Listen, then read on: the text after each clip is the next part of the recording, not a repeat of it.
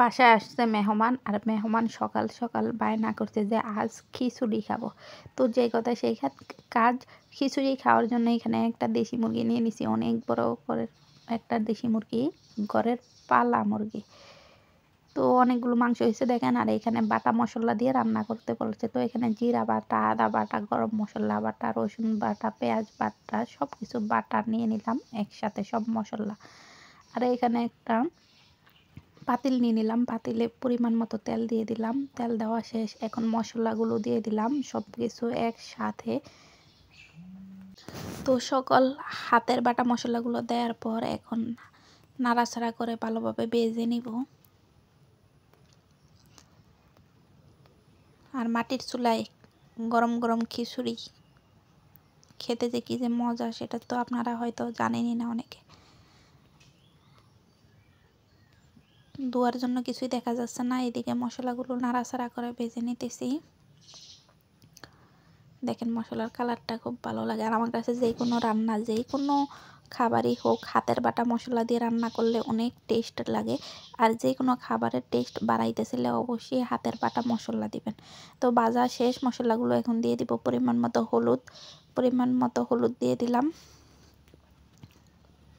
পরিমাণ মতো মরিচ দিয়ে দিলাম। আমি জাল পছন্দ করি না তেমন, আর খিচুড়ির সাথে জাল একদম তেমন যায়ও না, এই জন্য মরিচ একটু কমই দিয়ে দিলাম। তারপরে দিয়ে দিলাম লবণ। আর এখন মশলাগুলো যেহেতু না পুড়ে যায় তার জন্য দিয়ে দিলাম একটু পানি।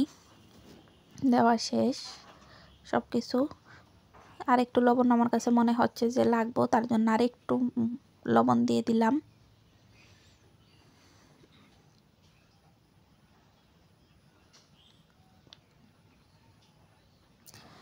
একটু নাড়াচাড়া করে কষিয়ে নিব মশলাগুলো।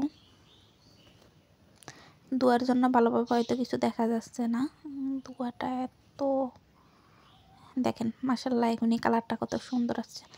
তো এখন দিয়ে দিব আগ থেকে ধুয়ে রাখা দেশি মুরগির মাংসগুলো দিয়ে দিলাম।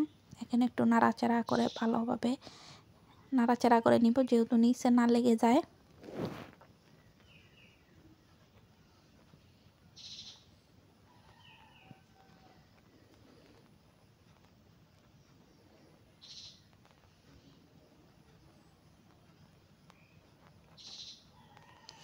দেখেন এখনই কালারটা কত লোভনীয় দেখা যাচ্ছে মাশাআল্লাহ।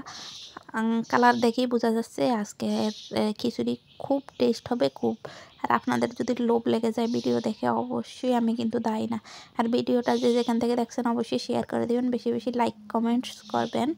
ইউটিউব চ্যানেল থেকে যারা দেখছেন অবশ্যই চ্যানেলটি সাবস্ক্রাইব করে দিবেন, এবং ফেসবুক পেজ থেকে যারা দেখছেন অবশ্যই ফেসবুক পেজটি লাইক এবং ফলো করে দিবেন। এখন হচ্ছে ভালোভাবে কষিয়ে নিলাম, ভালোভাবে কষানো হচ্ছে মাংসগুলো, কারণ মাংস এখানেই সিদ্ধ করে নিব ভালোভাবে একটু। আর ধোয়ার জন্য ভালোভাবে কিছুই দেখা যাচ্ছে না তেমন।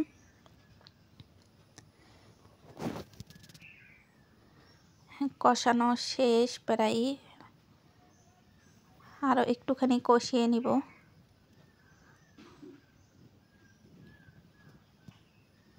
মাটির চুলায় খিচুড়ি রান্না করা মানে কি অনেক মজার একটি খাবার। আর এইখানে ধুয়ে রাখছি পোলাওর চাল, মানে খিচুড়ির চাল, আর হচ্ছে ডাল আগ থেকে জর্জরা করে নিছি, ধুয়ে রেখে পানিটা ভালোভাবে চড়িয়ে নিছি। আর এইখানে দেখলাম যে যে পাতিলে প্রথমে মাংস রান্না করছিলাম বা কষাইছিলাম সেই পাতিলে হবে না, খিচুড়ি রান্না করলে তার জন্য একটা বড় পাতিল নিয়ে নিলাম।